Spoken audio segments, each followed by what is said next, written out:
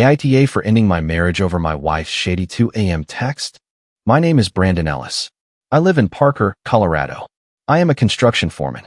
Although I started as a laborer at 17 working with my Uncle Dale in the Aurora area, today I run my own crew of 10 guys. We handle remodeling and high-end residential construction all over the Denver metro area, including Highlands Ranch, Centennial, Lone Tree, Parker, and Aurora. We work with solid budgets and clients who want magazine-quality finishes. I earn a good living.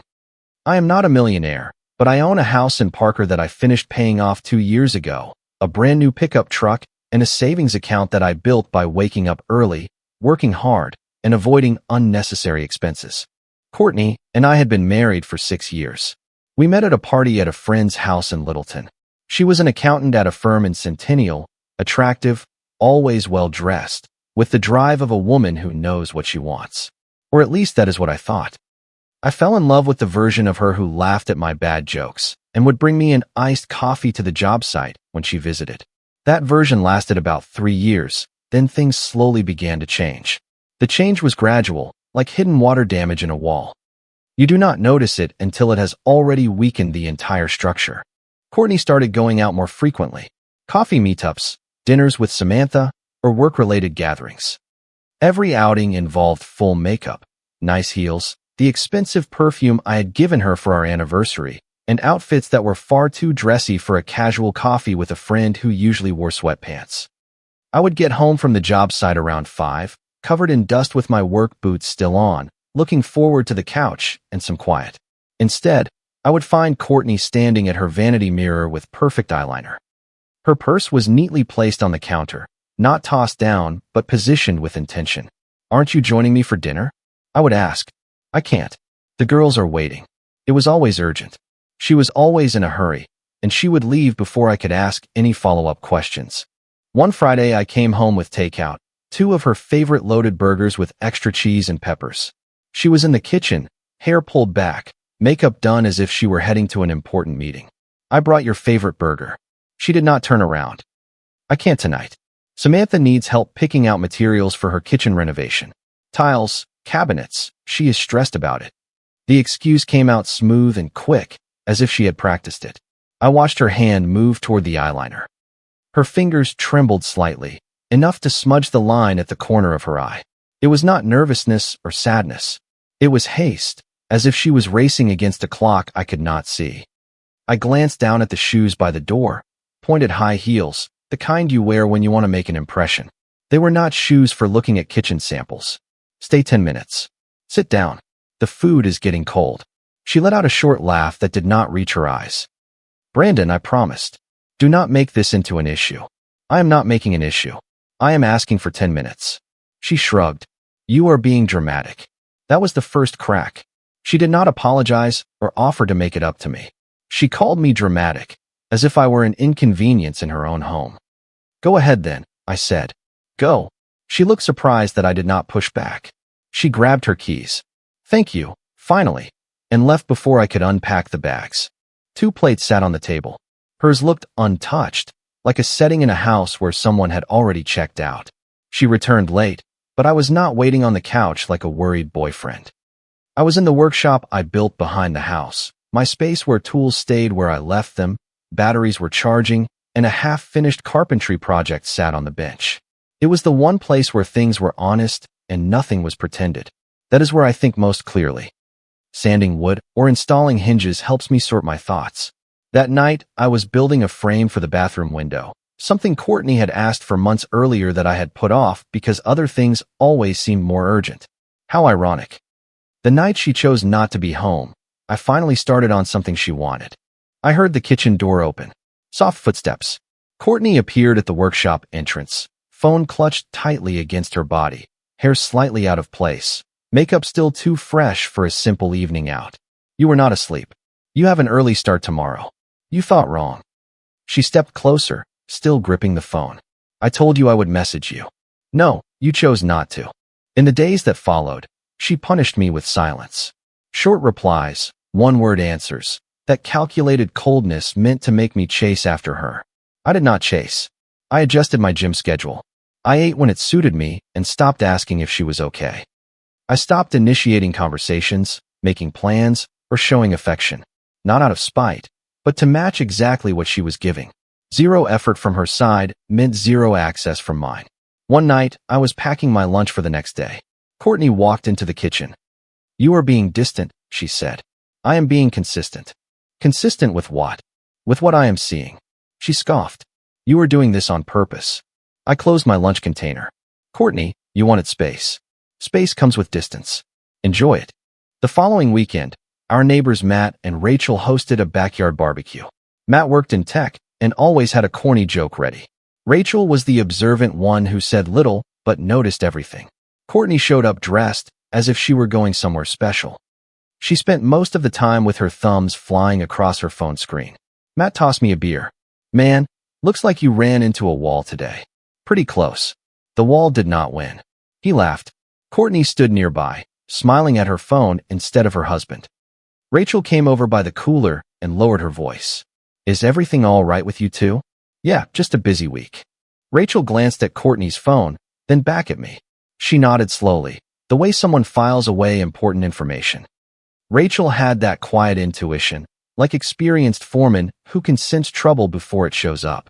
Then Samantha arrived with her usual high energy. Loud laugh, big personality, the type who fills the whole space. She hugged Courtney like she was saving her. "Hey girl, are you doing okay?" "I am great." Samantha gave me a quick sideways look. "Hi." "Hi." She leaned in toward Courtney loud enough for Matt and Rachel to hear. "You deserve to enjoy yourself. That is all I am saying." It sounded scripted. Courtney smiled like she had just won something. Later I found her by the drinks table. I was straightforward. "Are you okay?" She answered louder than necessary, glancing at Samantha. "We are fine. Stop being so uptight." Matt raised an eyebrow. Rachel tilted her head. Samantha's smile grew. "I am not uptight. I am just being clear." Courtney laughed along with Samantha. "Clear? You mean controlling?" When two people are building a life together, they communicate instead of disappearing and acting like noticing it is the problem. "My time is not something to dismiss." I nodded. "And my time is mine. I am not giving it to someone living with a question mark hanging over them. If you want to live like you are single, I will stop waiting around." That night in the car on the way home, the silence felt heavy. Courtney spoke first, her voice softer. "You did not have to do that in front of everyone. You tried to put me on the spot publicly. I simply did not play along." She sighed as if I were a burden. The next day, she tried to make peace. She suggested dinner at a quiet spot downtown Denver with nice ambience and candles. She put her phone away in her purse without being asked. She smiled at the server and even covered the bill first, as if proving a point. Midway through the meal, she leaned in. "See? We are good." I finished chewing and looked her in the eyes. "We can have a nice dinner and still have an issue. I need respect, Courtney, not a performance." Her smile stayed, but her eyes flickered, like missing a step in a rehearsed dance. The following weekend, I was repairing the baseboard by the back door, sweaty with the radio playing low, the kind of work that makes a house feel solid. Courtney came out with a plate of chocolate brownies. "Your favorite. Peace offering," she said with a small smile. I wiped my hands. She laughed. "You look good when you are focused." I looked at her. Quiet helps me hear what is real. Her smile faltered, then returned stronger. "I miss us. Stop treating us like an inconvenience." I replied and went back to work. She stood there a moment longer than necessary before going inside. A few days later, I was at the table reviewing bills and project paperwork. Courtney was on the couch with her laptop, pretending to watch a show while her phone lit up repeatedly. Then it happened. Her phone vibrated, and the screen angled toward me for a split second. A message from a contact saved with just a single letter. It read, "Same place as always. 7:30. I want to see you." Her thumb quickly swiped it away. She locked the phone and turned it face down. What was that? What was what? The message. A weak laugh. Nothing. A coworker is going through a tough separation. A coworker going through something does not text a married woman about the same place as always at that time. Her face flushed. "Are you twisting everything?" "I am reading what is there." She stood up quickly. "I have to go out. Samantha needs me. It is important." I nodded. She paused, expecting an argument. When none came, she grabbed her bag. As she left, I added, "Do not come back talking about coffee." She froze, slammed the door, and that was the moment. Not just the message, but the entire pattern of rehearsed excuses, late nights, hidden screens, public jabs, and secret meetups. Words would not fix a pattern like that. Actions would. The next morning, I went to work as usual. At noon, I stopped by the Chase branch. I moved the savings I had built through years of overtime into an account solely in my name. I updated all the access and automatic deposits. Then I visited a lawyer friend in downtown Denver and signed the initial paperwork. By the time I got home, my plan was already in motion. Courtney came home that evening in soft mode, wearing a comfortable sweater, with the kitchen smelling of a home-cooked meal and candles lit. She approached and gently touched my wrist. We have been distant. Let's start over. Starting over requires honesty, not a show. Her eyes narrowed. I asked her to look me in the eyes and tell me honestly that no one was sending her messages about late meetups. You are being obsessive, she said. I am being specific. You are controlling. I have tolerated a lot. What I will not tolerate is disrespect. We ate in silence. She tried brushing her leg against mine under the table. I moved away calmly. What is your problem? She hissed. I kept the same tone. She threw her fork down. You are impossible. That week, I went out to dinner with Greg, one of my experienced crew members, a straight-talking man who always tells it like it is. Everything all right at home? He asked while eating. It is changing. He nodded. He understood exactly what I meant. Wednesday at 11:30 at night, I was in the workshop sanding a door frame. Courtney's car was not in the driveway. I called her. It rang once, and she hung up. I called again, same thing. 10 minutes later, the message came. Busy right now. I will call you later. Busy at 11:30 at night. I stared at the screen. Then I typed one line. No, stay with him. This is over. I blocked the number. It was not an emotional outburst. It was a clear decision. The moment I sent it, I felt a quiet finality, like closing the tailgate on a fully loaded truck. I went to the closet, pulled out 2 suitcases, and packed her work clothes, toiletries, chargers, and essentials. I placed the suitcases by the front door along with a neatly organized folder containing the papers. No threats, just facts. I changed the code on the smart lock. 10 minutes after the message, headlights swept across the driveway. A car door slammed. Quick footsteps. Courtney pounded on the door. Brandon, open up. I took my time. I opened the door just enough to talk. Her face showed panic and anger. My code is not working. That is correct. She tried to push past. The door held. Are you serious? Let me in. I opened it fully and stepped aside. She rushed in and stopped when she saw the suitcases. What is this? Your things packed. You cannot just throw me out of our house. I tilted my head slightly. You stopped treating this as our home when you started living like you had other priorities. She grabbed the folder, opened it, and scanned the documents. The color drained from her face. You did this today without even talking to me? I am not ending the marriage over one message. I am ending it over a consistent pattern. The repeated excuses, the disappearances, the public disrespect, and now secret meetups at the same place. Words do not fix patterns. Consequences do. She tried to push back. I was with friends. I gave her a weary look. Friends who hang up when your husband calls and get messages about late-night plans. Her expression changed. She switched to a softer tone with tears ready. Brandon, I felt lonely. I made a mistake. We can work through this. You had time to fix things. You spent it elsewhere. Just give me 10 minutes. No phones, just us talking. I raised my hand. No more scenes. This is the end. You are throwing away everything we built. No, I am protecting what I built. I am removing what treats me like an afterthought. She stared at the suitcases. Where am I supposed to go? I shrugged. Where have you been spending your time? That landed hard. She picked up the handles, trying to hold on to her dignity. You will regret this. I held the door open. No, Courtney. You went too far. This is the only path now. Take care. She stood on the porch for a moment, waiting for me to call her back. I did not. I closed the door, secured the lock, and returned to my house, my quiet, and my life. After that night, events moved quickly. Courtney tried returning 3 times in the first week. Each time I directed her to the attorney. All communication goes through the lawyer. She sent Samantha to try mediating. Samantha rang the doorbell on a Tuesday. I told her, you are not the attorney. You are not involved. Good evening. I closed the door.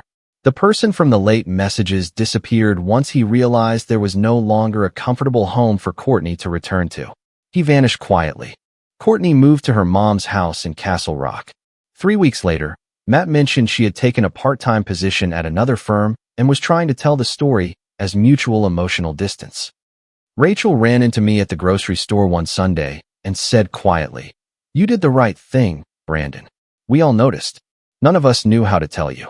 The divorce was finalized 4 months later, straightforward with no major conflict. The house remained mine. It was in my name, paid for with my savings, and built with my own hands and those of my crew. She received what belonged to her: her car, her personal savings, and her belongings.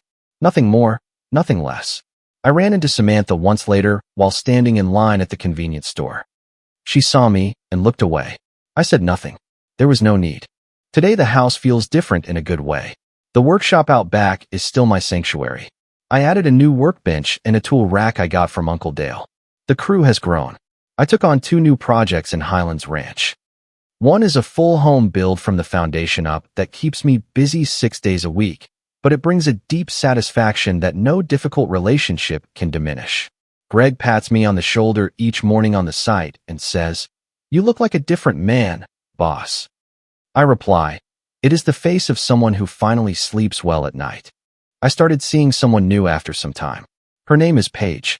She works in property management. We met at a construction and home expo at the Colorado Convention Center. She was at a developer's booth while I was checking suppliers for the Highlands Ranch project. She asked for my business card. I gave her the card and my number. She laughed at how straightforward I was. "I do not like playing games," I told her. The first time she came to the house, she noticed the workshop. The tools neatly hung on the wall with hooks I had welded myself. Labeled boxes. The unfinished window frame, now hanging as a reminder that some incomplete things still have their story. "You are really organized," she said. "I cannot stand chaos." Same here. With Paige, everything is straightforward. If she is going to be late, she sends a clear message. If plans change, she lets me know. It is not fairy tale romance. It is basic mutual respect. The kind Courtney viewed as controlling, and that Paige sees as the minimum for 2 adults sharing a life. The other day, we were having dinner in the kitchen. I had grilled some steaks. Paige asked, "Do you miss anything from your previous relationship?" I thought about it. I missed the version of her that used to bring me iced coffee to the job site, but that person changed a long time ago. What remained was not really a marriage anymore. It was like a structure held up by only one wall and wishful thinking. Paige nodded. "And did you tear it down?" "No, it collapsed on its own. I just stopped holding it up." This experience taught me that respect shows up in the everyday details. A quick message, a direct answer, a partner who does not treat you like an interruption in your own life. When someone begins acting like you are in the way inside your own home, it is not just a bad mood. It is a test of boundaries. Ignore it, and you show them they can push further. Second, endless conversations become a trap when the other person is following a pattern. If the excuses keep shifting, your role is not to investigate like a detective. It is to set a clear standard and watch what happens. A grown man does not need to raise his voice to be heard. He needs to act like his time, his home, and his peace have value, because they do. The day you stop expecting others to respect that value, you lose it. This story shows that the most effective challenges to boundaries often come not with loud arguments, but with labels. Looking at Courtney's behavior, she turned every reasonable boundary I set into an accusation. Dramatic, controlling, insecure.